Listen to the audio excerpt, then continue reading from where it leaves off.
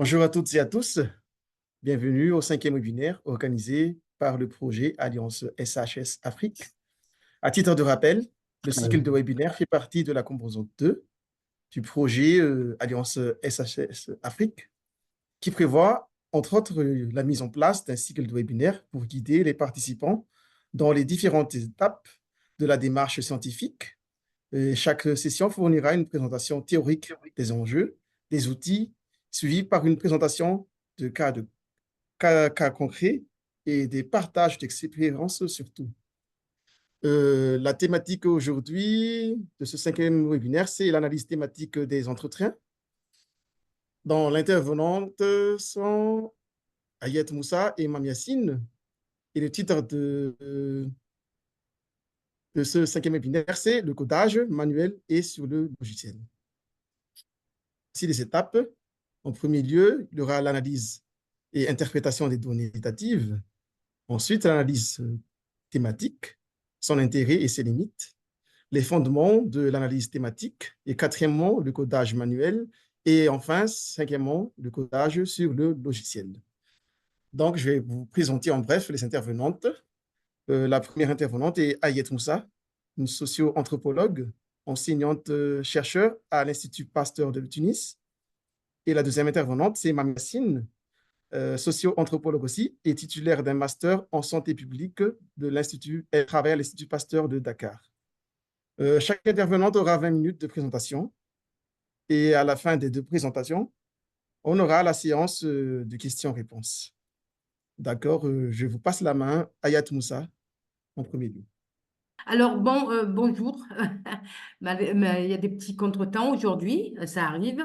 Alors, aujourd'hui, on va réfléchir sur qu'est-ce qu'on fait des entretiens, parce que une fois qu'on a fait son terrain, on a vu que la manière, il fallait, recueillir des informations, faire une problématique, aller sur le terrain, recueillir des entretiens, etc. Et souvent, on se retrouve avec un immense corpus, centaines de pages d'entretiens transcrits.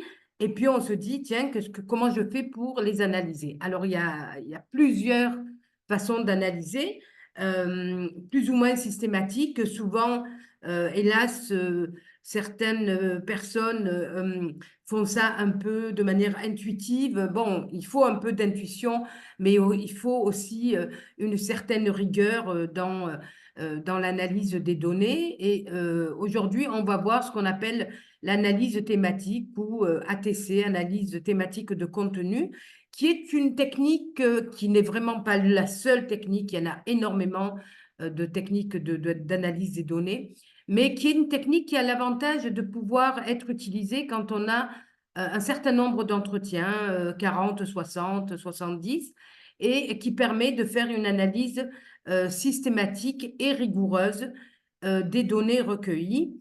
Voilà, donc je vais expliquer un peu l'intérêt de cette technique d'analyse et le processus par lequel on doit passer pour pouvoir analyser ces données. Donc, analyse et interprétation des données, les fondements de l'analyse thématique, puisqu'il y a bien sûr, cette technique se base sur des postulats, sur pourquoi on peut faire l'analyse thématique et qu'est-ce qu'on cherche dans une analyse thématique, le processus de l'analyse thématique, le codage, et on verra qu'il existe deux codages manuels. Il y a le codage formel ou déductif et le codage inductif, qui pour ma part je pense qu'il est plus intéressant, mais bon, on verra.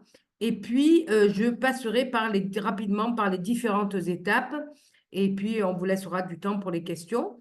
Ensuite, Mam Yassine prendra la parole pour présenter le codage sur logiciel, qui se fait une fois tout le travail quand même. Ce n'est pas le logiciel qui va créer les codes, mais c'est le travail du chercheur qui présentera donc le codage sur logiciel et en particulier l'exemple du logiciel D12. Mam, alors, quel est le présupposé de l'analyse thématique?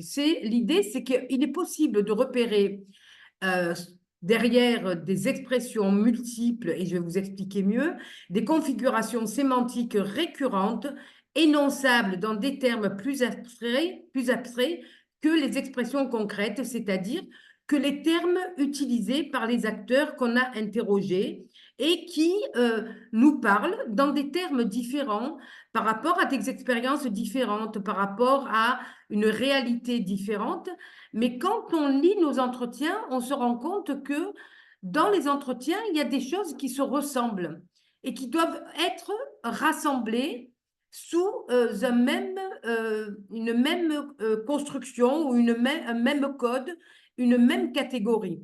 C'est-à-dire que je vais vous donner un exemple. Par exemple, j'ai fait une enquête avec des jeunes et j'avais des jeunes qui me parlaient, qui disaient par exemple, quand j'étais à l'école, on me mettait au fond de la classe et toute l'année, j'étais transparent. D'accord?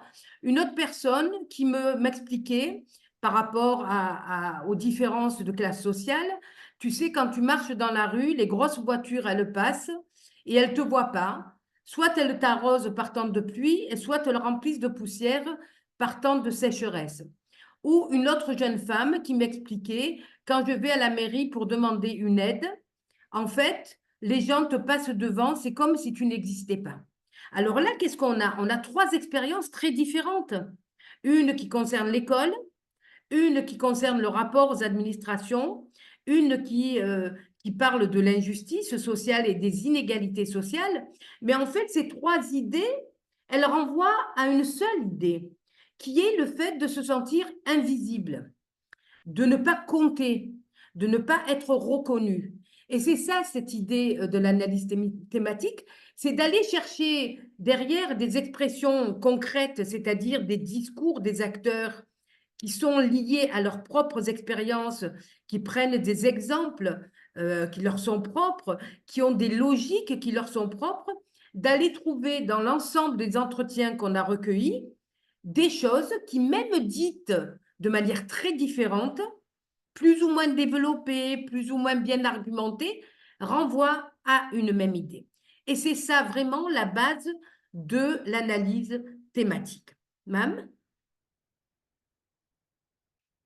Alors, donc les fondements de l'analyse de contenu. L'analyse qualitative, quand on fait de l'analyse qualitative, je vous ai dit, bon, souvent, on fait un peu ça, c'est vrai, on est imprégné du terrain et donc on a accumulé, on a fait nos entretiens et on voit déjà apparaître nos catégories d'analyse et on se dit, tiens, je vais le mettre ça, je vais l'appeler comme ça et on voit le plan, etc. et on construit au fur et à mesure. D'accord? Mais en même temps, il faut trouver une technique, une méthode d'analyse qui permet quand même de faire ça de manière plus systématique et qui permet de construire une analyse plus structurée et plus rigoureuse aussi. Même si on reproche à l'analyse thématique de déstructurer l'entretien, on y reviendra, mais en même temps, elle permet effectivement d'analyser un grand nombre d'entretiens, 20, 30, 40, et de donner une analyse qui se tient et qui permet effectivement de dégager, on le verra, ce qu'on appelle des codes, puis des catégories, et donc de construire un plan d'analyse à partir de ces codes et ces catégories. On construit en fait un plan d'analyse, on construit un plan de rédaction du rapport, et donc ça permet à la fois de dire ce qui a été dit par les acteurs, et en même temps de donner une dimension plus abstraite et plus interprétative par le chercheur, puisque le chercheur, il est porteur de concepts, de théories. Quand on arrive sur le terrain, quand on est chercheur, on a lu, on connaît des concepts qu'on maîtrise, et il y a des concepts qu'on va aller chercher, etc.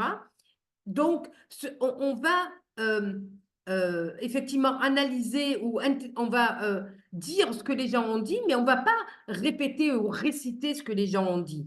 Et souvent, moi, mes étudiants qui commençaient leur recherche faisaient un peu ça, ils répétaient ce que les gens leur ont dit. Ce n'est pas ça l'analyse. L'analyse, c'est de passer à quelque chose de supérieur, pas supérieur en termes de qualité. Le savoir profane est un vrai savoir. Mais le rôle du chercheur, c'est quand même de passer à un niveau d'abstraction, de théorisation, de conceptualisation C'est ça l'analyse d'un matériau. Alors, il ne s'agit pas non plus de réduire ce que les gens ont dit, il faut être fidèle à ce que les gens ont dit, même si c'est de l'interprétation et de la construction d'un chercheur, mais en même temps, il ne faut pas essayer de tout faire rentrer dans des théories et des concepts, c'est-à-dire qu'on a des données qui sont rondes et on veut les faire rentrer à tout prix dans une boîte qui est carrée, d'accord? Ça, c'est ce qu'on appelle, ou ce que Olivier de Sardan appelle faire violence aux données, ou aller vers la circularité, c'est-à-dire essayer de faire dire à des données des choses parce que les théories et les concepts dont je suis imprégnée disent ça, alors donc je vais tirer les données dans une direction qui n'est pas la direction. C'est vraiment l'idée d'être toujours fidèle à ce que les gens ont dit. Après tout, on travaille sur ce qu'ils ont dit. Et la raison d'être des entretiens, c'est bien sûr d'être fidèle à ces entretiens, sinon ça ne sert à rien de faire des entretiens. On peut effectivement inventer et faire un travail sans interroger les personnes, d'accord? La troisième chose qui est importante dans l'analyse thématique, c'est ce qu'on appelle les trames communes. C'est-à-dire que, bien sûr, il y a des histoires singulières, comme je vous disais, les 3 histoires dont je vous ai parlé au début. Il y a des histoires singulières, bien sûr, et on ne va pas les effacer, d'accord? Mais en même temps, ce qui nous intéresse, c'est ce qu'on appelle les trames communes, c'est-à-dire que dans des entretiens, il y a des univers sémantiques, des univers de sens, des catégories indigènes qui sont liées au fait, à l'expérience des personnes, au fait qu'elles appartiennent plutôt à un milieu populaire ou plutôt à un milieu aisé, qu'elles sont en milieu rural ou en milieu urbain, qu'elles sont des femmes ou des hommes, qu'elles sont des jeunes ou des personnes âgées. Et tout ça fait que, effectivement, dans leurs argumentations, dans leur logique, dans leur registre explicatif, il y a des choses qui sont effectivement liées à ces variables et qui sont aussi liées à leurs expériences. Les variables ne suffisent pas, c'est-à-dire qu'on ne peut pas chercher à tout prix des choses liées au fait d'être un homme et une femme, mais dans des entretiens, on se rend compte qu'effectivement, le fait d'être un homme et une femme fait qu'on va percevoir ou argumenter quelque chose, une expérience, une situation, d'une manière dont on se rend compte dans l'analyse qu'elle est fortement induite par le fait d'être un homme et ou une femme. Et c'est ça qu'on cherche, d'accord? Dans les entretiens, on cherche des choses, des trames, des choses qui traversent l'ensemble des entretiens. Et l'idée, je vais y revenir, c'est vraiment l'idée de la récurrence. C'est-à-dire quand on fait une analyse thématique, on ne va pas s'attarder sur des choses qui sont marginales. Elles peuvent être intéressantes et je peux les mettre dans un rapport à la fin et essayer peut-être de marquer des choses qui sont intéressantes mais sur lesquelles j'avais peu d'informations. Mais l'idée, c'est vraiment quelles sont les données récurrentes, quelles sont les logiques récurrentes, les argumentations récurrentes. Et cette récurrence, elle est associée à quelle situation? L'appartenance, le milieu, l'expérience, etc. Mam. Alors, donc, il s'agit, c'est quoi la logique, hein, de repérer dans des expressions verbales ou textuelles différentes dans leurs énoncés, ce que je vous ai expliqué au début, des termes généraux récurrents, c'est-à-dire des segments de discours, des mots, des expressions qui, effectivement, disent la même chose, mais le disent de manière différente. Par exemple, quand les gens nous parlent d'hésitation vaccinale, nous, chercheurs, on va utiliser le terme d'hésitation vaccinale parce que c'est défini, parce qu'il y a une littérature, mais les gens, quand ils expliquent, ils ne disent pas « j'ai de l'hésitation vaccinale ». Ils vont nous dire ben, au début, j'avais des craintes, j'avais entendu beaucoup de choses. On m'a dissuadé. Mes voisins m'ont dit, tu sais, moi, j'ai eu des effets secondaires. Et chacun va vous expliquer à sa manière quelque chose qui est de l'hésitation vaccinale et que je pourrais catégoriser à la fin de ma recherche, de mon analyse comme hésitation vaccinale, mais ils n'utilisent pas, bien sûr, le terme d'hésitation, qui est un terme construit par la littérature dans les recherches sur la vaccination et sur l'hésitation vaccinale en particulier.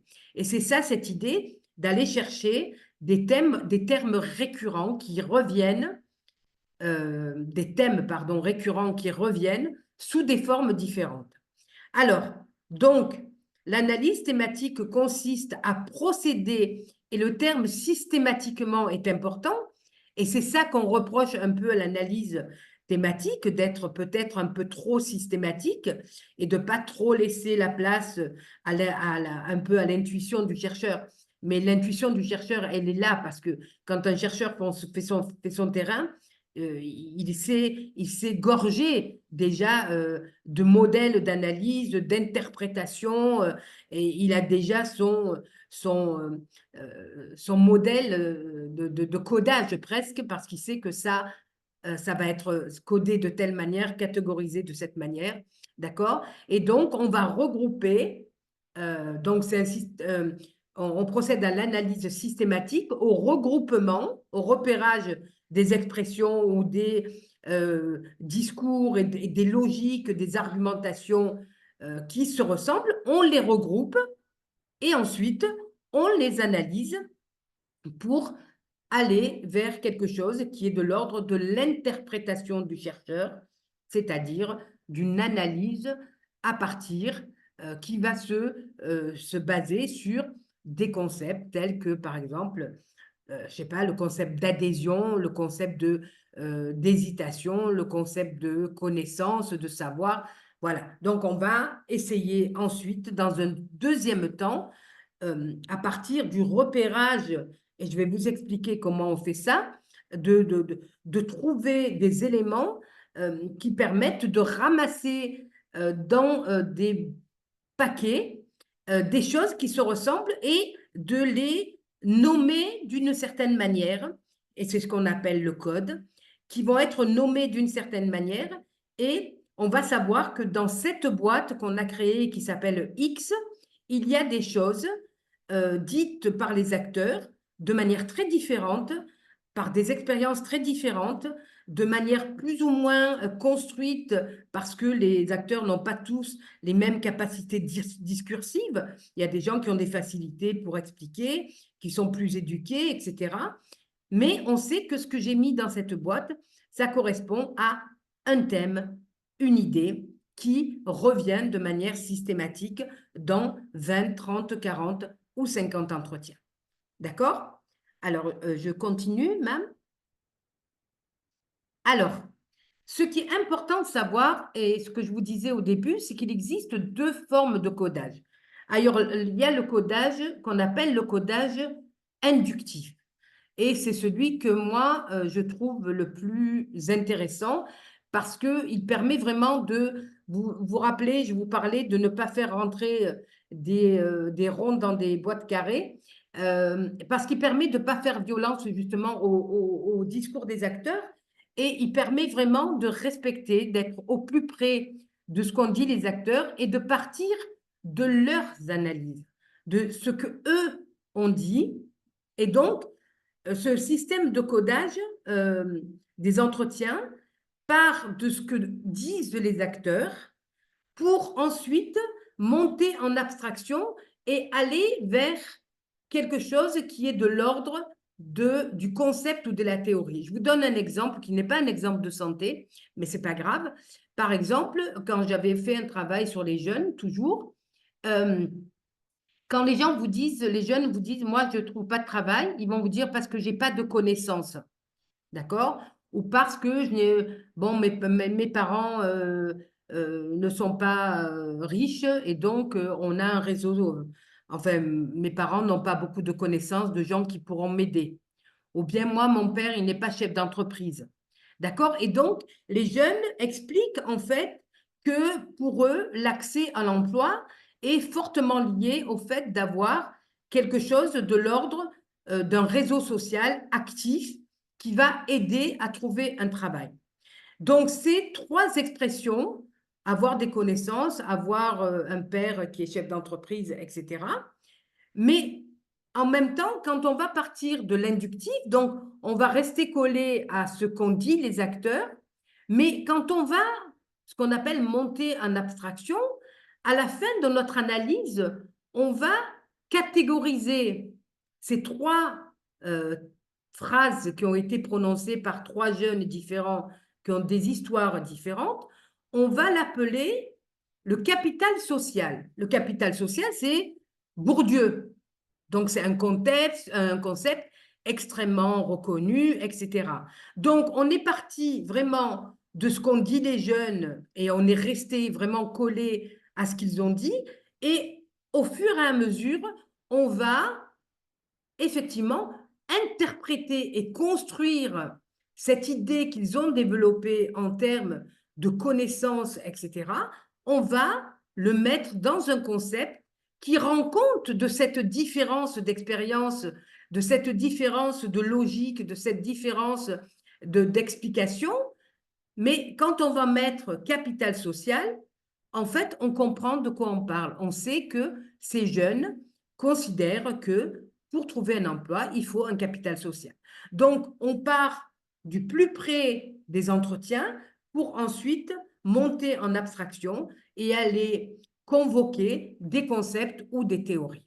D'accord? Donc, en fait, le code, qui est la première, qui est le premier la première qui est un début d'interprétation, qui est qui est très proche de la réalité des acteurs, de ce qu'ils ont dit, et qui est un début de construction.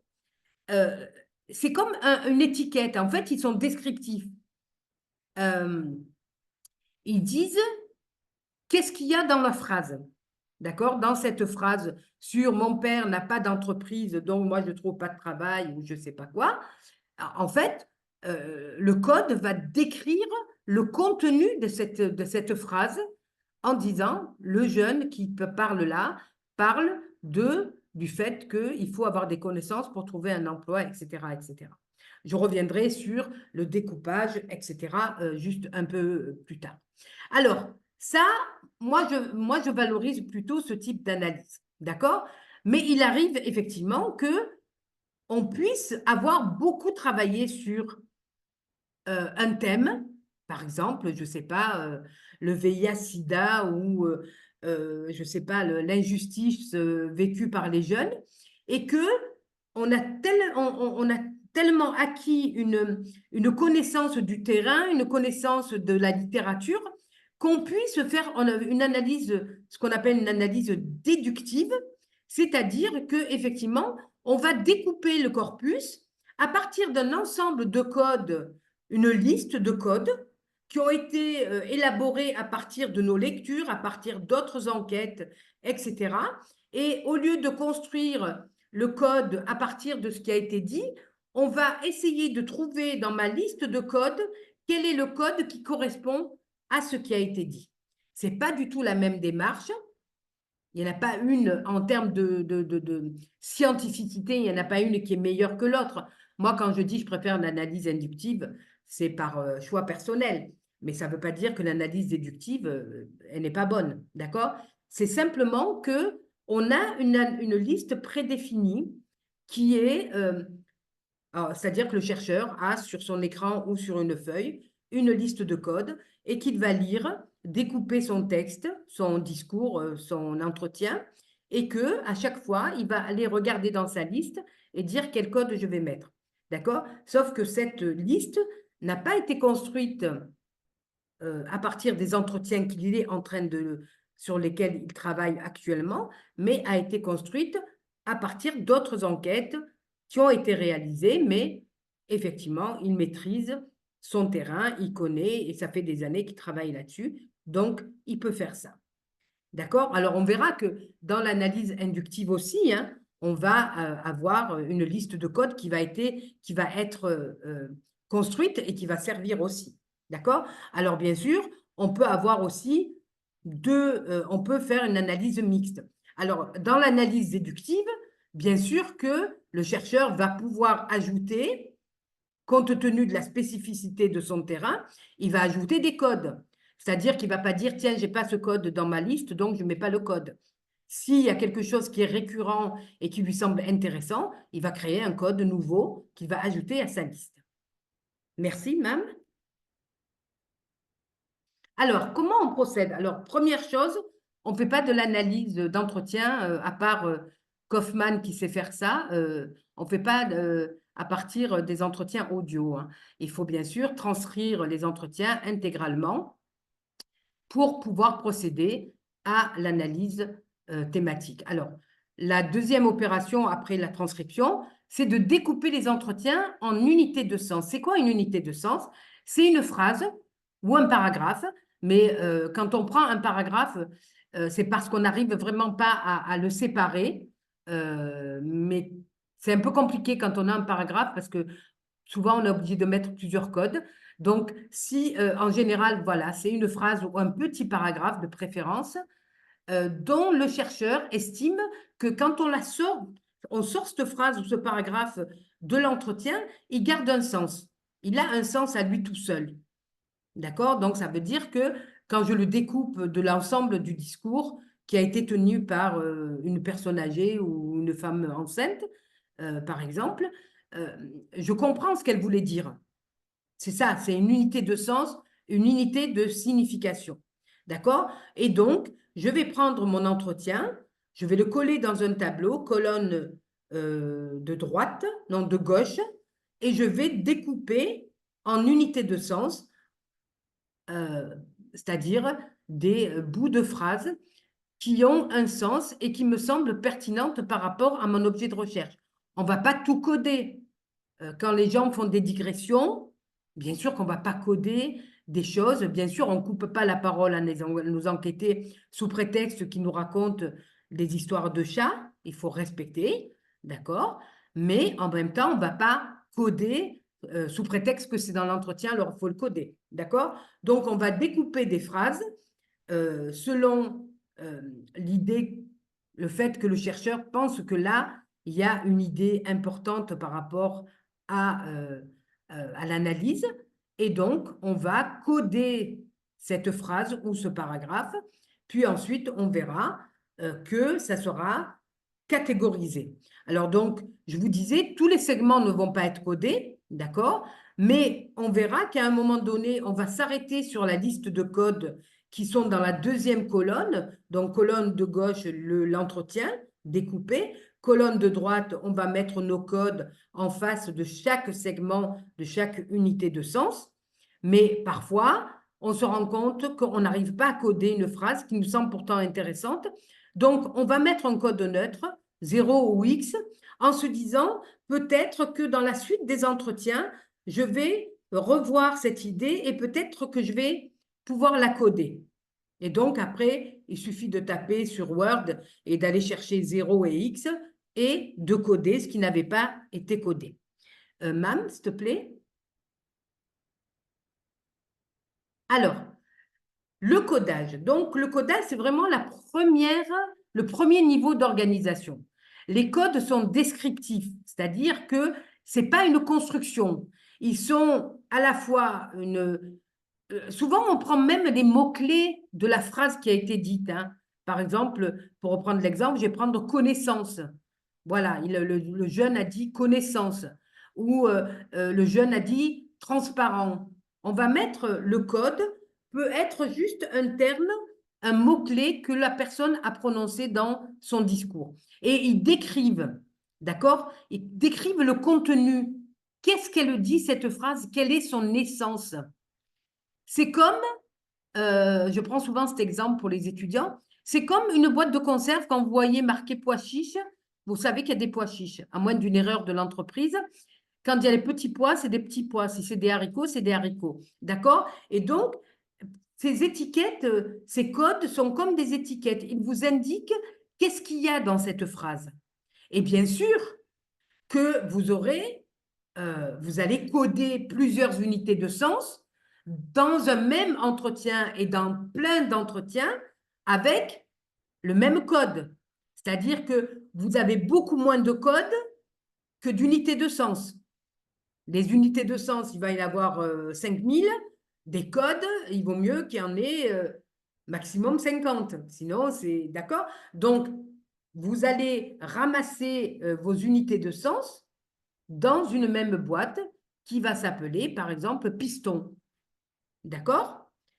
Alors, les unités de sens auront le même code, c'est ça, hein, c'est le principe vraiment de la récurrence, c'est la base de l'analyse thématique. Et bien sûr, les codes vont évoluer au fur et à mesure que le chercheur avance dans son corpus. C'est-à-dire que quand vous allez coder au début, vous allez mettre des codes, et après, quand vous allez avancer, vous allez vous rendre compte que c'est peut-être pas le bon code, vous allez changer et vous allez modifier, vous allez ajouter des codes, vous allez enlever des codes. Et c'est pour ça qu'il y a une opération qui est fondamentale, qui s'appelle la condensation. C'est-à-dire que à partir d'une partie du corpus, disons un tiers, mais on va essayer de ramasser tous les codes qu'on a écrits dans la deuxième colonne du tableau, on va les copier sur un fichier Word et on va essayer de voir quels sont finalement les codes qui se ressemblent et que je peux mettre sous un même terme. Parce que quand on code, souvent on va utiliser un mot ou on va prendre un mot-clé. Et quand on les voit, quand on les liste et quand on les passe en revue, on se rend compte qu'on a mis des étiquettes différentes. Le mot, hein, le mot est différent, mais le sens est le même. Et donc, on va aller chercher un mot qui permet de mettre tous les termes qui sont un peu éclatés, de les ramasser sous un même terme. Par exemple, au lieu de piston connaissance, je peux utiliser le terme de réseau social, d'accord? Qui permet effectivement de rendre compte de la même idée, mais qui évite d'avoir des codes qui sont complètement éclatés parce que au fur et à mesure que je code et puis je vais faire autre chose. Et puis je continue à coder. Aujourd'hui, je code. Demain, je code pas. Je reviens 2 jours après. Et donc, on n'a pas cet automatisme du codage. Et donc, on va utiliser plein de mots différents. Et donc, la condensation, tu peux revenir, s'il te plaît. La condensation, elle est essentielle. Pourquoi? Parce que ça permet à la fois de ramasser les codes et d'en créer beaucoup moins que ce qui était à l'origine, parce qu'on met des choses ensemble. On enlève des codes marginaux ou on les suspend, on les met en attente. Peut-être qu'après, ils seront intéressants.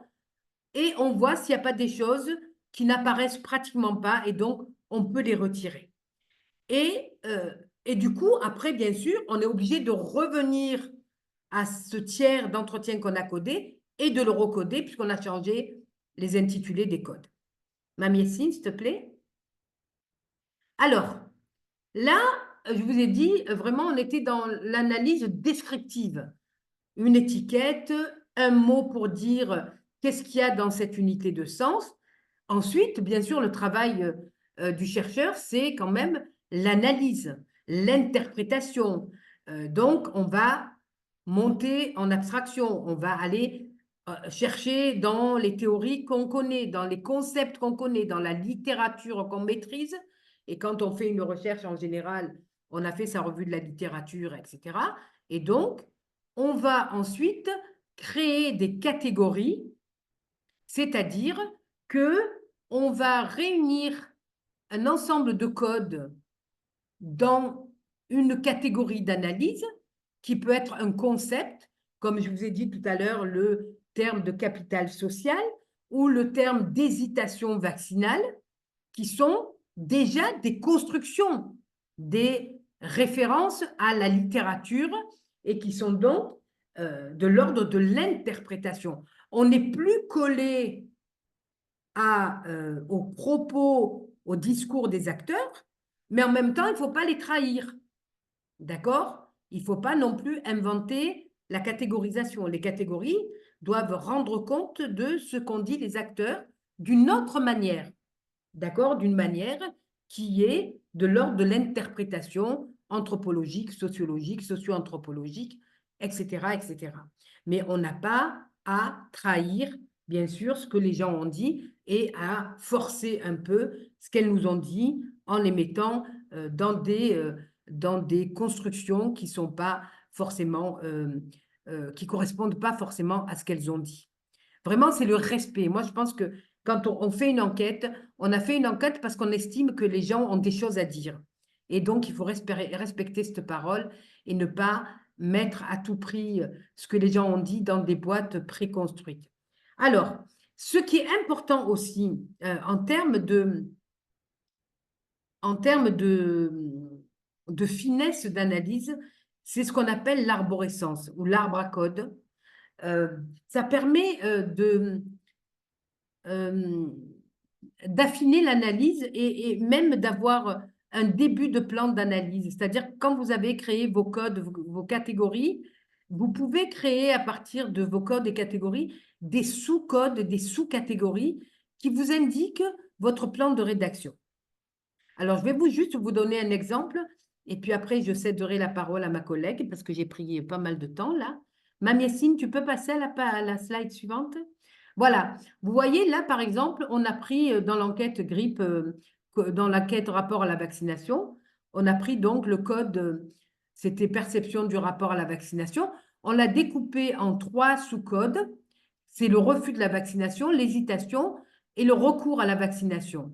Et chaque code, sous-code, a été lui-même découpé en sous-sous-code qui permet d'affiner les données. Par exemple, quand la personne vous dit ou que vous avez codé refus de vaccination, ça vous donne une idée sur le pourquoi du refus. Elle refuse, mais elle ne refuse pas tous les vaccins. Elle refuse le Pfizer, mais elle ne refuse pas l'autre vaccin. D'accord? Elle refuse parce qu'elle manque d'informations et pas par refus du vaccin en général. Elle refuse parce qu'elle a peur des effets secondaires ou qu'elle a eu à la première dose des effets secondaires ou parce qu'elle a été soumise à des informations anxiogènes et donc elle se dit tant pis, si je dois mourir, je mourrai. Et dans l'islam, voilà, chacun son heure. Et quand l'heure arrive, eh bien, on meurt et puis voilà. Et voilà, donc, vous voyez, quand je vais mettre au refus, à un moment donné, je vais pouvoir savoir quels sont, parmi les 4 sous-codes, ceux qui sont les plus fréquents dans mon analyse et construire mon plan de rédaction sur la partie refus de la vaccination et de dire, par exemple, la plupart des personnes qui déclarent refuser de se faire vacciner le font essentiellement parce qu'elles ont été soumises par trop d'informations inquiétantes et je développe. Ensuite, je sais que c'est plutôt les effets secondaires. Vous voyez, le fait d'affiner et de découper ces codes en sous-codes et ces catégories en sous-catégories après, ça permet d'avoir un plan d'analyse beaucoup plus fin et d'avoir plus de facilité à rédiger et à savoir ce que je dois mettre en avant et plutôt de manière secondaire, etc. Voilà, bon, c'était un peu rapide pour moi en tout cas. Je vais passer la parole à ma collègue Mamiessine. Alors, les gens pensent souvent que les logiciels font tout le travail, mais non, il faut faire tout ce travail avant et puis ensuite aller voir le logiciel et lui demander de faire plus ou de faire autrement que ce qui a été fait par un codage manuel. Voilà, Mamiessine, je te passe la parole. Merci beaucoup, Hayet, pour cette brillante présentation. Donc, je m'en vais vous présenter un peu comment ça se passe le codage sur logiciel. Donc, il faut savoir qu'en général, le codage, c'est un processus qui aide le chercheur à comprendre le message qui est caché, les significations qui ne sont pas visibles. Donc, à l'aide du codage, ça va nous faciliter à comprendre ce qui est au fond. Il faut savoir également qu'en général, les données qualitatives contiennent souvent des informations qui sont assez complexes et subtiles. Le codage également permet de mettre en évidence des perceptions, des expériences, des sentiments, parce qu'en codant, en faisant un entretien, on peut ne pas se rendre compte des informations que nous avons. Et c'est une fois que l'entretien a été transcrit, une fois qu'on essaie de relire, de commencer le codage, qu'on arrive à faire ressortir des informations qu'on n'avait pas captées lors de l'entretien. Alors, pour le codage sur logiciel, il faut savoir que le codage est assisté par logiciel consiste à utiliser parfois des outils spécialisés en analyse qualitative, donc tels que NVivo, MaxQDA, Atlas ou D12. Nous, personnellement, nous avons l'habitude d'utiliser D12, donc c'est de D12 dont je vais vous parler tout à l'heure. Concernant la méthodologie, il faut tout simplement que les données soient bien transcrites, ensuite importées dans le logiciel pour être segmentées, annotées, puis les données seront codées. Les chercheurs en général peuvent créer des catégories comme Ayed l'a dit tout à l'heure, organiser des thèmes et analyser les données entre eux. Donc, l'avantage d'utiliser un logiciel comme D12, donc ça permet de gagner du temps avec des données. Si par exemple, nous avons des données très volumineuses, si on fait comment dirais-je, une étude, par exemple, sur la vaccination, on a plus de 30, 40 entretiens. Donc, le codage sur le logiciel va vraiment nous faciliter le travail et va nous aider à organiser de manière efficace les données. Donc, il faudra également une grande flexibilité dans l'ajustement des catégories et des analyses. Donc, à chaque fois que l'on commence le codage, il faut savoir que c'est un début d'analyse parce qu'en lisant, en décryptant ce que la personne veut nous dire, donc là, on commence déjà un début d'analyse. L'inconvénient, c'est qu'en général, les logiciels que l'on utilise sont payants. Donc, ça peut nécessiter également une petite formation. Donc, il faudra être formé pour pouvoir bien manier le logiciel. Alors, en sciences sociales également, le codage vise à identifier les significations sous-jacentes, comme je viens de le dire. Il permet aux chercheurs d'acquérir une vision assez globale des données, de dégager des compréhensions contextuelles et des liens entre les concepts qui enrichissent l'interprétation des phénomènes étudiés. Donc, le codage sur logiciel, sur un logiciel comme D12 est très utile en sciences sociales car il permet de coder, d'organiser les données qualitatives et de les analyser. Donc, ça peut être soit des entretiens, soit des observations, des audios et des documents. Et c'est fait de manière vraiment systématique. Je pense que Ayed a bien insisté sur ce point d'analyser les données de manière systématique. Excusez-moi. Donc, en premier, nous avons l'organisation et la gestion des données. Donc, D12 va faciliter le tri, le regroupement et la gestion des données de grande envergure en permettant aux chercheurs d'assigner des codes à différents segments de texte ou des médias. Par exemple, si on a un entretien, on va juste prendre des extraits de verbatim. Nous, on a l'habitude d'utiliser le terme verbatim que nous allons coder et ce groupe de verbatim-là, c'est à ce groupe de verbatim-là que nous allons donner un code. Il y a également l'identification des thèmes et des patterns. Donc, le codage aide à dégager des thèmes et des tendances récurrentes. Donc, les patterns sont les tendances récurrentes dans les données, ce qui va permettre de voir les liens qui seraient difficiles à percevoir autrement. Donc, en sciences sociales, cela est vraiment essentiel pour construire des analyses basées sur des observations empiriques. Ça permet également de gagner plus de temps et de productivité. Avant, ce qui se faisait, c'était le codage manuel. On prenait, par exemple, un document Word, on écrivait tout, on saisissait. Parfois, les gens prenaient le temps d'imprimer le document, d'annoter à la main. C'était un travail très fatigant. Donc, avec les logiciels d'aujourd'hui, ça nous permet de gagner plus de temps et une productivité également qui est accrue. Il y a également ce qu'on appelle la fiabilité et la reproductibilité. Donc, D12 va permettre d'accélérer le processus de codage en automatisant certaines étapes et en facilitant les recherches transversales à travers les données. Donc, les chercheurs peuvent alors se concentrer davantage sur l'interprétation que sur le tri manuel des données. Il y a également le travail collaboratif. Donc, avec le logiciel D12, il va permettre à plusieurs chercheurs de travailler ensemble sur les mêmes données en permettant le suivi et des contributions individuelles et en centralisant les informations. Donc, si, par exemple, nous avons un projet sur D12. Plusieurs personnes peuvent utiliser un même projet et travailler sur le même projet. Je vais en revenir tout à l'heure. Donc, ce qu'il faut retenir, c'est qu'en somme, le codage avec D12 ou des logiciels similaires rend l'analyse qualitative plus systématique, organisée et rigoureuse, ce qui peut enrichir les résultats en sciences sociales. Donc, qu'est-ce que le logiciel D12? D12 est une application qui est innovante et dédiée à l'analyse de données de recherche, conçue pour répondre aux besoins des chercheurs en sciences sociales et en évaluation de projets. Donc, D12 a été créé et conçu par Social Culture Research Consultant. Donc, il bénéficie de l'expertise de spécialistes en analyse de données qualitatives et mixtes. Donc, il prend en charge des approches qualitatives et mixtes permettant aux chercheurs d'explorer en profondeur les données, d'identifier les thèmes et d'analyser les liens complexes.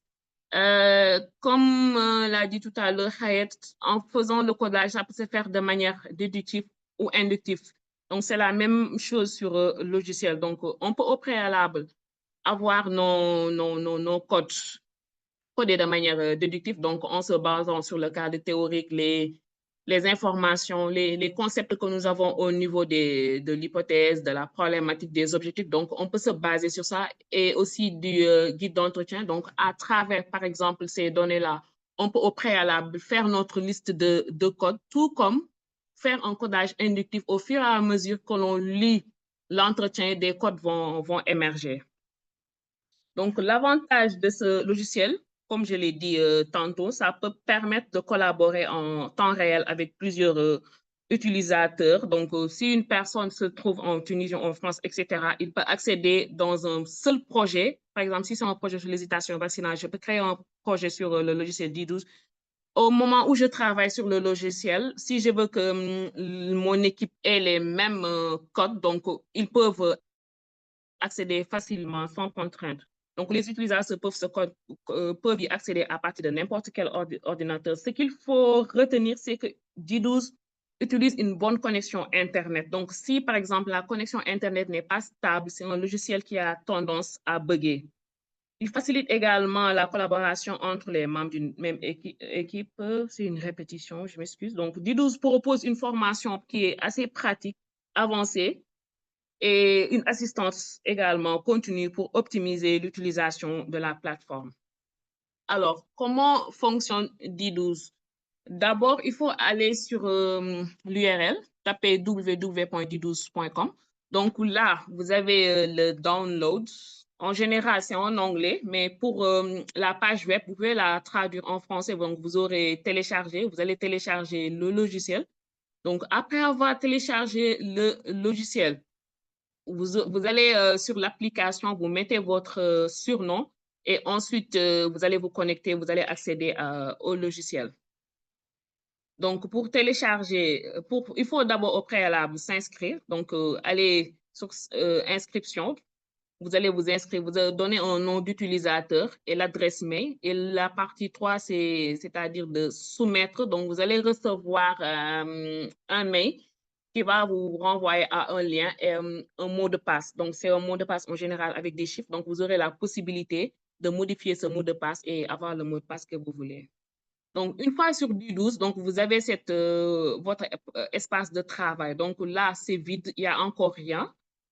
Ce qu'il faut faire au préalable, c'est créer un projet. Par exemple, si je travaille actuellement sur l'hésitation vaccinale, si par exemple, j'ai une cinquantaine d'entretiens, le mieux, c'est de créer ce qu'on appelle un projet. Là, par exemple, c'était sur dispositif de vaccination. Donc, il faut venir ici sur créer projet. Créer votre projet, ça dépend de comment vous allez nommer ce projet. Donc, tous ces projets-là, c'est des projets sur lesquels j'ai eu à travailler. Donc là, vous allez sur l'icône projet pour pouvoir créer votre projet. Donc, après avoir créé le projet, ça, c'était un projet individuel. Donc, si vous voulez travailler avec un groupe de personnes, ça dépend, 3, 4, 5 ou plusieurs, vous avez cette icône là en haut à gauche. Donc, ça s'appelle Security. Donc, vous allez cliquer sur cette icône. Donc, il va vous proposer le type de groupe que vous allez. Donc, vous allez lire selon ce que vous voulez. Vous allez choisir le type de groupe que vous avez. Moi, j'avais choisi Standard Assistant. Donc, il va me permettre à toutes les personnes d'y accéder. Donc, là, pour créer, donc après avoir créé, on me demande d'ajouter des utilisateurs, add user. Donc, D12, toutes les données sur D12 sont en anglais, sauf les entretiens ou les données que nous importons. Donc, tout est écrit en anglais. Donc là, add user, il va nous demander d'ajouter l'adresse mail d'une personne que nous voulons qu'il participe au projet. Donc là, je vais ajouter l'adresse mail de la personne à laquelle je veux qu'elle participe autant pour moi. Donc, je vais ajouter son adresse mail. Cette personne-là va recevoir un lien qui va lui permettre d'accéder à mon projet que j'ai créé. Donc là, j'avais créé un projet hésitation vaccinale.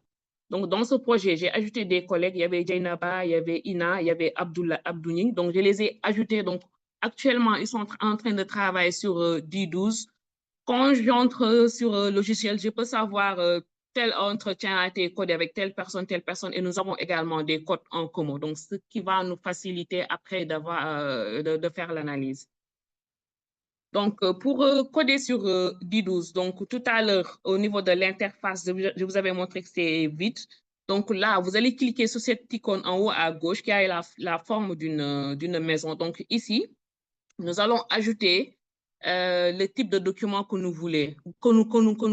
Donc, il faut venir ici pour importer data. Donc là, on va importer les données. Donc, quand on clique sur importe données, nous allons avoir cette fenêtre qui va s'ouvrir. Donc, importe texte, importe image ou audio. Donc, ça dépend. Nous, vu que c'est ce qui nous intéresse en général, c'est les entretiens ou les observations, les documents Word. Donc là, je vais venir ici pour faire importe texte. Donc, après avoir importé le texte, il va s'afficher. Donc, il faut aller au niveau de votre ordinateur, aller retrouver où est-ce que vous avez enregistré l'entretien que vous voulez coder et vous allez l'ajouter. Donc, après avoir ajouté le code, l'entretien, là, c'est une liste d'entretiens que j'avais. Donc, pour créer un code, c'est simple. Il faut d'abord ouvrir le document sur lequel nous souhaitons travailler et venir là. Et là, il y a un bouton. Oui. Il y a quelqu'un qui voulait parler? Oui. En fait, c'est moi. Est-ce que vous pouvez zoomer votre écran? Tout à l'heure, vous avez parlé de l'importance, comment importer les données. Dans cette partie, je n'ai pas assez bien vu l'image et je n'ai pas bien compris. Ouais. D'accord, je reprends. Alors, pour importer un document, c'est simple. Donc, si nous venons ici au niveau de cette icône-là, donc qui va nous montrer notre interface, il faut venir ici, là où c'est écrit Import Data. Donc, là, on va importer les données. C'est cette image-là, cette fenêtre qui va s'ouvrir. Donc, là, on a différentes modalités. Là, il y a Import Texte, Import Image, Import Audio. Donc, si c'est le document Word qui vous intéresse, là, vous cliquez sur le document Import Texte. Donc, vous allez importer votre entretien. Donc, quand il s'ouvre, il va s'afficher là. Là, c'est les différents entretiens que j'ai eu à ajouter avec mes collègues. Donc, quand j'ai déjà ajouté les entretiens, donc j'ouvre un entretien, par exemple, au hasard. Donc, si j'ouvre un entretien, pour créer un code, c'est simple. Là, par exemple, vous avez là des couleurs. C'est un entretien que j'ai ajouté et que j'ai déjà codé. Donc, quand j'ouvre l'entretien, ce qui se fait, là, vous avez une icône qui est là, une icône plus. C'est de là que nous allons créer un code. Donc, quand on appuie sur cette icône-là, il y a cette image qui va apparaître. Donc, là, on a le titre du code. Si on veut bien décrire le code, il y a la possibilité de décrire le code pour dire vraiment ce que vous voulez. Mais en général, vous mettez le titre du code et vous mettez submit, soumettre pour là. Après, vous aurez votre liste de codes. Donc là, par exemple, j'ai profil sociodémographique, communication, vaccination, COVID, etc. Donc, par exemple, là, j'ai vaccination HPV pour la population générale. Là, j'ai des sous-codes perception, connaissance, facteur de défiance, facteur de confiance, etc. Alors, pour la création de sous-codes, c'est pareil, c'est la même chose. Donc, vous venez ici. Donc, si, par exemple, j'ai un code qui s'intitule facteur de confiance, là, je viens toujours sur le code plus pour ajouter d'autres sous-codes. Par exemple, là, en bas à droite, j'ai d'autres sous-codes de facteur de défiance, c'est-à-dire, par exemple, manque de volonté, accessibilité difficile, doute sur l'existence de la maladie, doute sur le vaccin, les effets secondaires, etc. Donc, à chaque fois qu'on ajoute un code, on a la possibilité d'ajouter des sous-codes. Donc, ce qu'il faut faire, c'est lire l'entretien, voir les parties qui nous intéressent. C'est des segments, comme l'a dit tout à l'heure Hayet, donc c'est des segments de verbatim. On sélectionne uniquement la partie qui nous intéresse pour lui attribuer un code. Donc, un verbatim, par exemple, peut avoir un ou plusieurs codes. Il n'est pas dit que ce verbatim-là va seulement parler de la perception sur la vaccination. Cette partie-là peut parler également d'un autre thème. Alors, maintenant, quand on aura terminé de coder les données, ce qu'il faut faire, c'est exporter les données. Donc là, je vous ai dit tout à l'heure que là, nous avions import data. Donc, après avoir importé les données et les avoir codées, on va aller à export data. Donc, si on vient, on clique ici, c'est cette icône, cette image-là qui va sortir. Donc là, on va mettre export code. Vu que c'est ce qui nous intéresse, à chaque fois que l'on clique sur export code, il y a cette fenêtre également qui va s'ouvrir. Donc là, il va nous demander, est-ce que c'est un document Word qu'on souhaite que les codes sortent ou est-ce que c'est un document Excel, etc. Donc, nous, ce qui nous intéresse en sciences sociales en général, si on code les entretiens, c'est les documents, c'est l'extrait de code dans un document Word qui va plus nous intéresser. Donc là, il va nous demander de l'enregistrer quelque part dans l'ordinateur. Donc, on va choisir l'endroit où on va l'enregistrer et on l'enregistre. Donc, une fois que l'on enregistre, on a la possibilité de revoir tous les codes qui ont été ajoutés et les extraits de verbatim. Par exemple, là, c'est un exemple de codes qui ont été extraits d'un document Word pour facteur de défiance. Donc, ça va sortir ainsi. Donc, il faudra juste après faire le nettoyage. Donc, ces données-là en anglais, on pourra les supprimer, on n'en aura pas besoin. Ce qui va nous intéresser, c'est le code, le sous-code et le verbatim. Donc, c'est comme ça que cela va sortir. Donc, vous avez la possibilité d'ajouter le nombre d'entretiens que vous voulez et de collaborer avec plusieurs personnes. Là, par exemple, c'est une collègue qui avait codé cet entretien DF et là, c'est moi. Donc, plusieurs personnes peuvent coder à la fois. Je vous remercie. Bon, merci beaucoup pour avoir partagé tout ça. Je remercie nos deux intervenantes. On a pu avoir des bases et des astuces sur l'analyse par thématique et aussi l'initiation à l'utilisation du logiciel Audi 12. Maintenant, on va passer aux séances de questions-réponses. Tout d'abord, il y a une première question. Est-ce que vous disposez des formations en codage pour le logiciel que vous venez d'énumérer tout à l'heure? C'est ça la première question. Elle est Est-ce pour que toi, nous mamie dis- Elsine. D'accord. Est-ce que nous disposons d'une formation Vous dispensez. dispensée? Non, en fait, c'est la deuxième fois que nous faisons ce genre de webinaire. Donc, le premier webinaire a été fait au tout début de l'année 2024, si je ne me trompe pas. Donc, si les gens sont intéressés, donc, ils pourront me contacter. Et après, on va essayer de s'arranger et faire de faire des formations avec un groupe. Ça dépendra de la demande. Si, par exemple, il y a quelques personnes qui sont intéressées, on va essayer de trouver un jour et dispenser la formation. D'accord.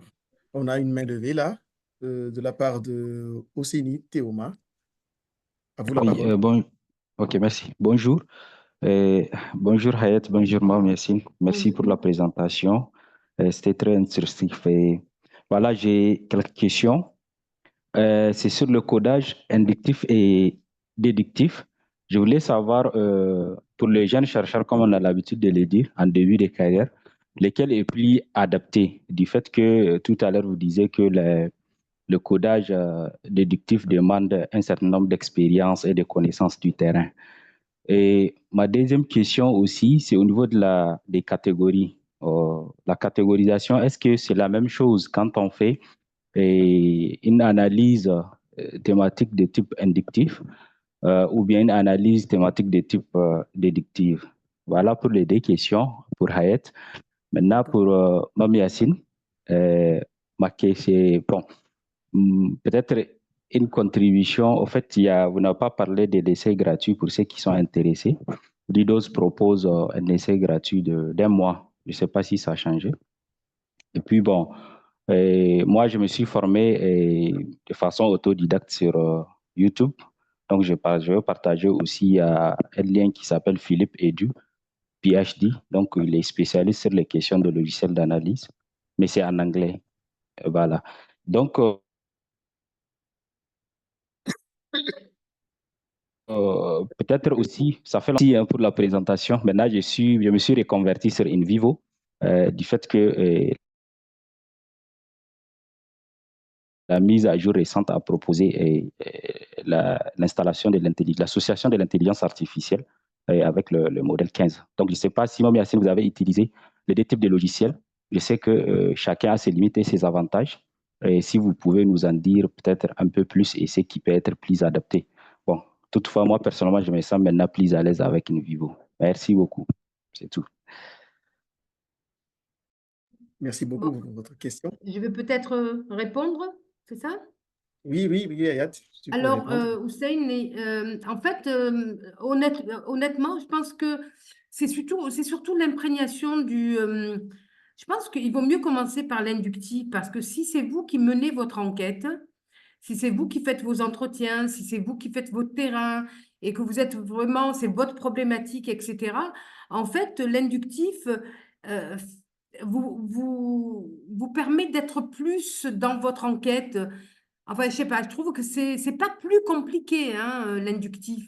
C'est simplement que, effectivement, on travaille en solo souvent et c'est vraiment un travail au plus près de son enquête, quoi. C'est-à-dire qu'on ne va pas aller chercher des choses qui ont été faites par d'autres. Par contre, effectivement, si vous travaillez en équipe ou si vous maîtrisez votre thème et que, je sais pas, si vous avez fait 4 enquêtes sur le même sujet, c'est vrai que vous n'allez pas faire du codage inductif, ça n'a pas de sens parce que vous avez déjà travaillé sur le même sujet, la même problématique, peut-être à 2 années d'intervalle. Alors, bien sûr, vous allez voir des nouveaux codes probablement apparaître parce que le terrain est spécifique, il y a des choses qui ont changé, mais vous savez que la majorité ou une bonne partie des codes, vous allez pouvoir les réutiliser. Mais je pense que dans je sais pas, une espèce je vais être un peu dans l'art peut-être de l'analyse. Moi, je suis plutôt pour l'analyse inductive si vraiment c'est une enquête qui est menée par un chercheur ou à la rigueur par 2 chercheurs et que les chercheurs sont vraiment imprégnés par leur travail. Et voilà, c'est pas plus compliqué, c'est pas plus difficile, hein. Voilà, je sais pas si j'ai répondu à la question, mais en tous les cas, moi, je pense que je suis plutôt toujours partante pour l'analyse, surtout quand on fait de l'anthropologie. En anthropologie, c'est un peu compliqué, je trouve, de faire de l'analyse déductive parce qu'on part déjà du principe qu'on s'intéresse aux catégories indigènes, qu'on s'intéresse vraiment au vécu très spécifique. Donc, je sais pas, je trouve que l'inductif permet vraiment d'être dans le mood, excusez-moi du terme, dans le mood anthropologique. Voilà. Merci. Théo, je vais rebondir un peu sur ce que Hayat vient de dire. Donc, à mon avis, si par exemple, on se focalise sur le codage déductif, il y a des choses qui peuvent nous échapper lors du codage de l'analyse. Donc, le mieux au préalable, par exemple, pour ne pas commencer un codage et ne pas savoir par où commencer, faire sa liste de codes avec le codage déductif. Donc, on met les codes à côté et après, en lisant l'entretien, des idées de code émergent. Donc là, on essaie d'extraire des codes. Pour moi, les deux vont aller ensemble. Parce que si on se limite uniquement au codage déductif, on peut perdre des données. L'inductif aussi, c'est bien, mais bon, pour faciliter le travail, le mieux également, c'est d'avoir un arbre de code à côté qui va vraiment nous faciliter le travail. Alors, pour revenir un peu à ta question, oui, c'est vrai que j'avais omis de dire qu'il y a un essai gratuit de 10-12 de 1 mois. Donc, après les 1 mois, l'application sera bloquée, donc il faudra payer. Par contre, InVivo, je n'ai jamais utilisé. Donc, j'en ai juste entendu parler. C'est uniquement 10-12 que j'ai utilisé et je suis plus à l'aise avec 10-12. Donc là, j'avais dit tout à l'heure qu'on peut exporter tous les codes. Nous avons aussi la possibilité d'exporter également un groupe de codes. Par exemple, si ce sont les facteurs de défiance sur la vaccination uniquement qui nous intéressent pour ne pas avoir pour ne pas se retrouver avec beaucoup de données, on peut uniquement extraire les données sur les facteurs de défiance. Donc, on a également cette possibilité. R, j'avais utilisé, mais je ne suis pas très quanti, je ne sais pas trop. MassQDR également, j'en ai entendu parler et le seul logiciel sur lequel j'ai utilisé que je suis à l'aise, c'est D12. Ok, D'accord, merci. merci. Est-ce que je peux juste compléter Ok. quand on fait de l'inductif, j'ai dit, en fait, on fait la consolidation. C'est-à-dire qu'on va prendre, je sais pas, un tiers des entretiens. Mais après, on a une liste, c'est-à-dire que le travail, il est rare qu'il y a vraiment énormément de nouveaux codes qui vont apparaître, hein. Donc, vous avez, si vous faites, vous arrivez à travailler sur un tiers ou je sais pas, la moitié de vos entretiens, vous aurez devant vous une liste de codes que vous allez pouvoir utiliser, comme dans le déductif. En fait, ça devient presque du déductif, mais vous ajouterez des codes. C'est-à-dire que vous allez voir Ok. apparaître des codes. Et autre chose qui est important, quand vous allez faire la consolidation, quand vous allez coder vos premiers entretiens, là, un tiers par exemple, si vous avez plusieurs populations, plusieurs sites, il faut veiller à mélanger. C'est-à-dire que si vous faites des femmes enceintes et des personnes âgées, comme nous en Tunisie, on a fait l'enquête, vous n'allez pas faire le codage que sur les personnes âgées. Parce que probablement, il y a des codes qui vont être spécifiques et que vous ne retrouvez pas chez les femmes enceintes. Donc, il faut faire un mix de toutes vos populations.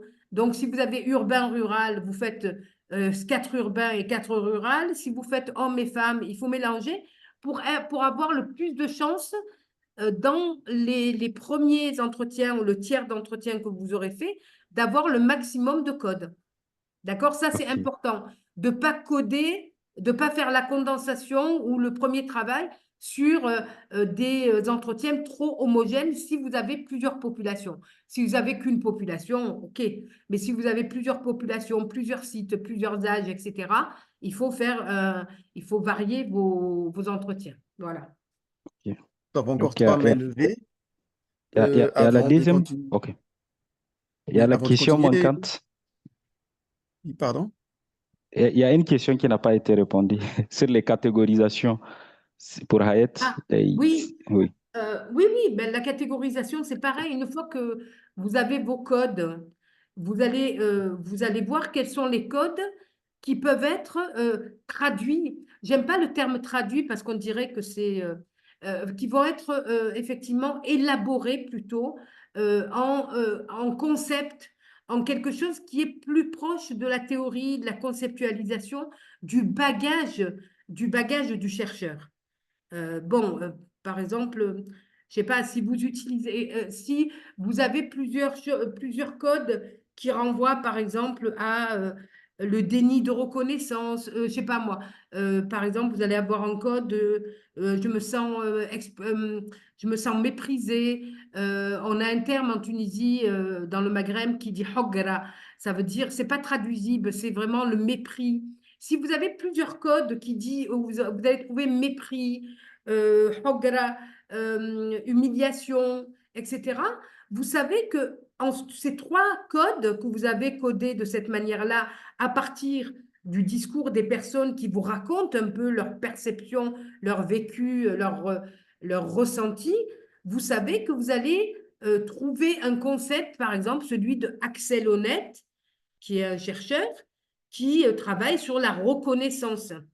D'accord? Et ça sera probablement transformé en déni de reconnaissance dans la 3e colonne. Donc, première colonne, le texte, le discours. La 2e, les codes. La 3e, éventuellement, les sous-codes. Et dans la 4e, vous mettez vos catégories qui sont des concepts. Et à la rigueur, à côté de votre concept qui sera le concept de non-reconnaissance, déni de reconnaissance, vous mettez l'auteur.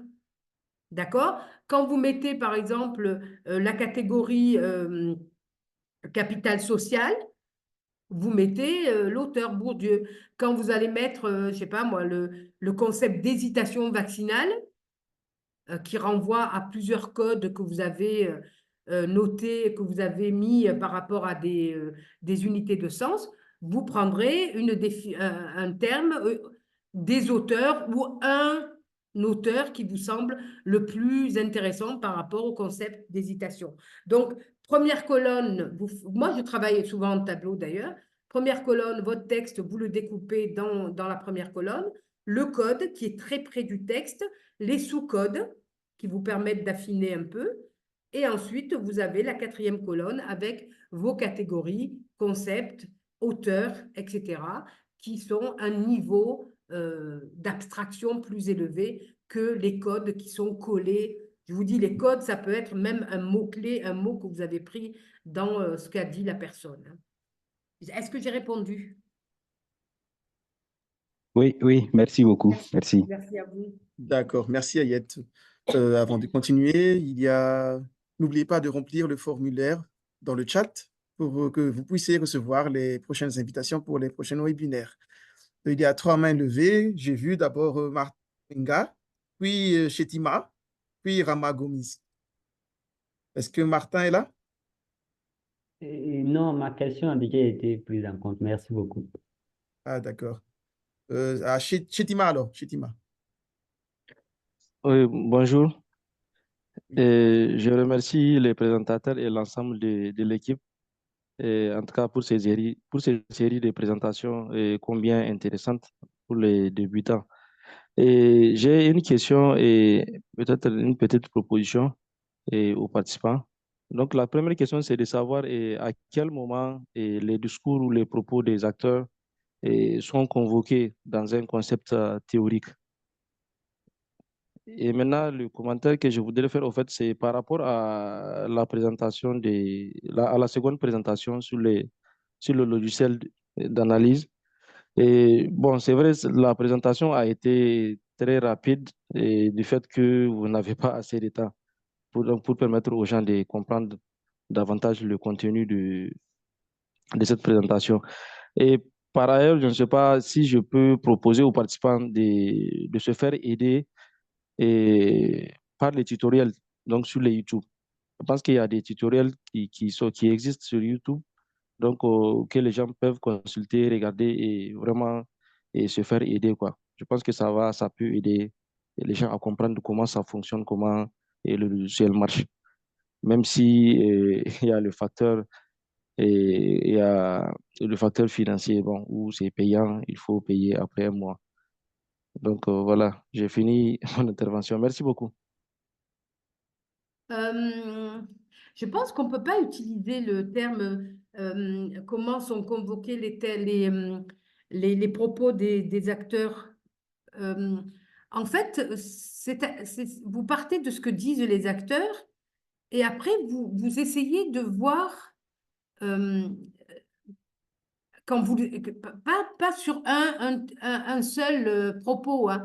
Quand vous avez suffisamment, ce terme de récurrence est essentiel, quand vous vous rendez compte qu'il y a beaucoup de choses qui ressortent dans la même direction ou qui disent les mêmes choses, ça veut dire que cette idée est importante par rapport à votre objet de recherche, par rapport à votre problématique, votre objectif de recherche, etc. Et c'est là que vous allez essayer d'aller chercher dans votre... Je ne sais pas, quand vous commencez une recherche, probablement, vous avez lu, vous avez, voilà, même, quand on fait l'analyse inductive, ça ne veut pas dire qu'on part complètement vide de lecture, hein. Mais une fois que vous avez codé et que vous allez voir qu'il y a des codes qui se répètent et qui renvoient à une même idée et qui sont importants en termes de fréquence aussi. Et la récurrence, ça veut dire aussi la fréquence. Et c'est peut-être pour ça aussi que les logiciels d'analyse sont importants parce qu'ils permettent de comptabiliser les récurrences, les occurrences, etc. Et de faire même des diagrammes, des histogrammes, etc. Bon, bref, ça c'est un peu du gadget, mais c'est pas qu'on convoque les paroles des gens, c'est-à-dire que les paroles des gens, vous allez les analyser au plus près du texte, et quand vous voyez qu'effectivement, il y a vraiment des catégories qui se répètent, des codes qui se répètent, qui vont dans le même sens et qui qui sont découpés en arborescence aussi parce qu'il y a une finesse dans ce que disent les gens, etc. À ce moment-là, vous allez aller chercher soit quelque chose que vous avez lu, soit quelque chose que vous n'avez pas lu, parce que des fois, on trouve des codes et des idées dans des entretiens lors de l'analyse et on se dit, zut, là, j'ai rien pour interpréter. D'accord, je vais vous parlais tout à l'heure de l'exemple de l'invisibilité, le fait que les gens me disaient je suis transparent, on ne me voit pas, etc. Quand j'ai fait ce travail, au début, je voyais pas du tout comment j'allais. Et puis j'ai commencé à lire, j'ai lu Axel Honneth, etc. Et j'ai vu qu'il utilisait le terme d'invisibilité. C'est-à-dire que d'un terme, d'une intuition comme ça, par rapport à ce que disaient les gens, que je traduisais en sentiment d'invisibilité, je suis allée voir un chercheur et j'ai vu que lui parlait de déni de reconnaissance et sentiment d'être invisible. D'accord? Donc, en fait, c'est plus vous allez construire vos catégories et les analyser, et plus vous verrez apparaître qu'est-ce qui est pertinent en termes de concepts et de théories pour votre analyse. Je ne sais pas si j'ai répondu, Chétima. Oui, c'est clair maintenant, je comprends. Merci beaucoup. Je vous en prie. Merci bien. D'accord. Après, il y a Rama Gomis. Est-ce que vous êtes là?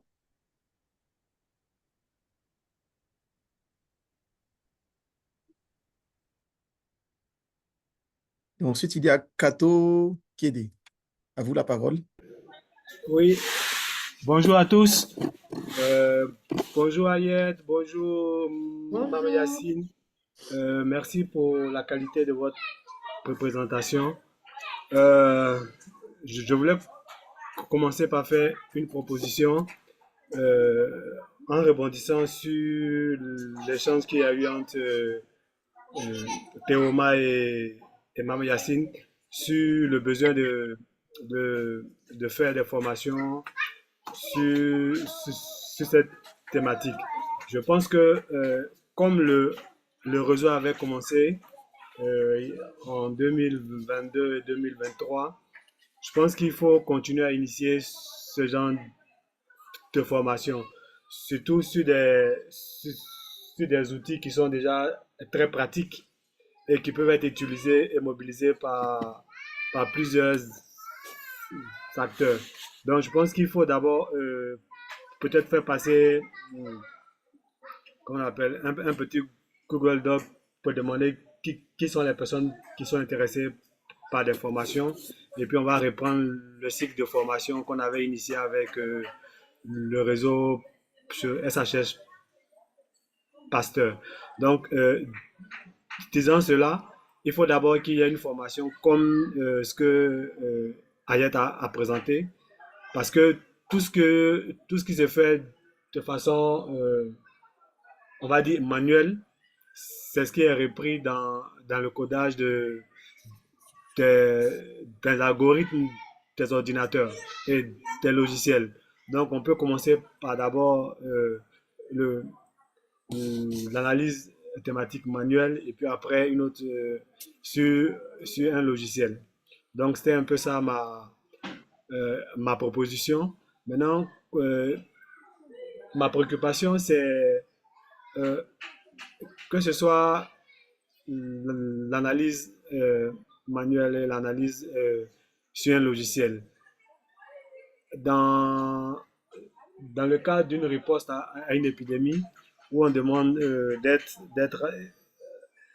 des diligences en matière de temps, en matière où les temps sont courts pour analyser certains phénomènes, qu'est-ce que vous conseillez exactement? Quelle approche vous conseillez pour avoir une bonne analyse des entretiens ou des informations que nous avons? Merci. Je sais pas, pour un travail d'équipe, je pense qu'on peut commencer par une analyse manuelle et terminer par un codage sur logiciel, comme le disait Mme Yacine. C'est vrai qu'on peut coder, mais il faut... Moi, le codage sur logiciel, pour l'avoir expérimenté avec 2 personnes, il faut vraiment que les gens qui codent soient vraiment impliqués complètement dans l'enquête. C'est-à-dire qu'on ne peut pas donner une liste de codes à des gens et leur dire, vous codez, voilà, tu lis, tu interprètes et tu codes. Le codage doit se faire par des personnes qui sont vraiment dans l'enquête, qui ont participé. Par exemple, si on est 5 personnes sur une enquête, enquêteurs, chercheur principal, etc., mais que tout le monde se réunit régulièrement et fait des débriefings et on sait qu'est-ce qui se dit, etc. Oui, on peut faire un codage sur logiciel parce que je sais que, par exemple, Mme Yassine, elle travaille avec moi et je sais que, bon, on a la même vision et qu'on va coder de la même manière. Après, donner des codes et demander aux gens de coder sans qu'ils aient vraiment la maîtrise de l'enquête, ça, c'est plus compliqué. Voilà, c'était vraiment ma remarque. Si on fait coder par plusieurs personnes, il faut que ce soit des gens qui maîtrisent vraiment l'objet, le terrain, qu'ils aient fait eux-mêmes des entretiens, etc. Parce que sinon, après, on est vraiment dans la surinterprétation et chacun va coder un peu comme ça lui convient. Mais je pense que oui, on peut commencer par une analyse manuelle. Si on est une équipe, on peut commencer par une analyse manuelle, se mettre d'accord. Nous, on l'a fait avec des étudiants. On a fait les codes. J'ai fait avec Hanen, on a arrêté une partie des codes. Ensuite, on a demandé aux étudiants de coder avec ce qu'on avait. Et puis, on a passé une journée à discuter des codes, à voir s'ils comprenaient, s'ils étaient d'accord. S'ils n'étaient pas d'accord, on a changé les codes. Donc, voilà, une mise à niveau sur les codes. Après, voilà, chacun peut voler un peu de ses propres ailes et on peut effectivement coder sur un logiciel. Hein, mais bon, je pense que c'est intéressant qu'il y a vraiment beaucoup d'entretiens. Si on fait une enquête avec 20 entretiens, je pense que ça ne vaut pas la peine d'aller convoquer un logiciel, quoi. Je pense que 20 entretiens, faire de l'analyse inductive, c'est parfait. Et manuel. Voilà, je ne sais pas si j'ai répondu à ta question, Marius. Oui, oui, oui. Oui, c'est parfait. Merci. D'accord. Avant que je pose une question sur le chat, est-ce que Oséni a levé la main encore une fois? Oui. D'accord, d'accord. En fait, Vas-y, vas-y. oui, je voulais réagir à la question de Marius, du cas des épidémies. Peut-être je voulais proposer des types de solutions. Bon, je ne sais pas si c'est adapté ou pas. Par exemple, ici, il y a l'enquête collective qu'on fait, les CRIS. En partie, ça peut résoudre le problème du fait que c'est beaucoup de chercheurs. Et puis, bon, tout le monde travaille sur un élément de la thématique. Et en fin de journée, chacun vient en séance de restitution. Et là, des chercheurs sont choisis pour qu'ils prennent les différents codes, tout ça, rapidement. Et là, l'analyse déjà s'est faite à partir du terrain, quoi. Chaque fin de journée, et ça facilite. Bon, moi, j'ai commencé à l'expérimenter un peu, c'est pourquoi je disais ça, c'est la première solution. La deuxième solution, je ne sais pas, c'est toujours expérimental quand je parlais de in vivo avec les logiciels. Le in vivo 15, il vient d'intégrer les modules IA. Et maintenant, en informant in vivo de vos questions de recherche, tout ce que vous voulez faire, vous pouvez être assisté par l'intelligence artificielle qui propose à partir de votre modèle conceptuel et de vos entretiens, des codes directement à partir de vos entretiens. Et là, c'est un travail, il réduit le travail, ce que vous pouvez faire en une journée, il vous fait ça en 5 minutes, quoi. Donc, ça peut être des perspectives, mais je ne suis pas sûr jusque-là de ses limites et de ses avantages. Quand même, moi aussi, je suis en train de les expérimenter. Donc, je tenais à les partager. Merci. D'accord. Merci pour ton partage. Mais je pense que la première option que tu as développée, elle est bonne. Maintenant, avec laisser le choix, comment on appelle, à l'IA de NVivo de te donner des codes, ça va t'amener à retravailler encore. Donc, tu vas avoir le même volume de travail puisqu'il faut vérifier tous les codes que le logiciel t'a donné, voir leur significativité, leur cohérence avec les informations que tu as. Donc, ça va toujours t'envoyer une autre charge de, de travail. Donc, autant ça s'en fait, je pense que c'est mieux de faire comme Ayet l'a dit, travailler sur l'analyse manuelle et puis maintenant, je vais revenir rapidement sur le logiciel pour aller plus vite. Mais comme tu dis, c'est des, c'est des approches qui sont en expérimentation. Donc, je pense qu'il faut continuer à explorer toutes les pistes. Merci.